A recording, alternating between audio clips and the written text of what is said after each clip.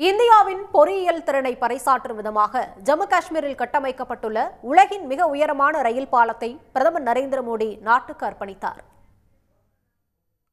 இந்தியாவின் பொறியியல் திறனை பறைசாற்றும் விதமாக ஜம்மு காஷ்மீரில் கட்டமைக்கப்பட்டுள்ள உலகின் மிக உயரமான ரயில் பாலத்தை பிரதமர் நரேந்திர மோடி நாட்டுக்கு அர்ப்பணித்தார்.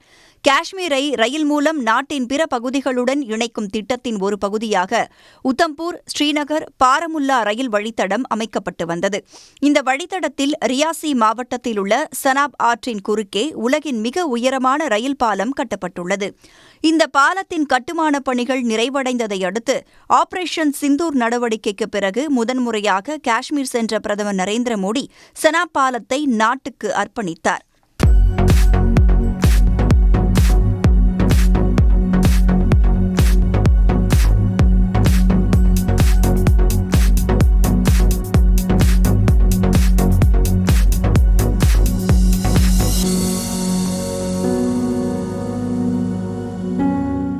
பின்னர் பிரதமர் மோடி ரயில் இன்ஜினில் அமர்ந்து பயணம் மேற்கொண்டார்.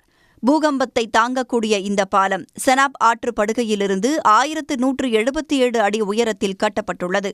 இதன் நீளம் 4314 அடி. 1400 கோடி ரூபாய் மதிப்பில் கட்டமைக்கப்பட்டுள்ள சனாப் பாலம் பிரான்சின் ஐஃபில் கோபுரத்தை விட சுமார் 115 அடி அதிக உயரமுடையது.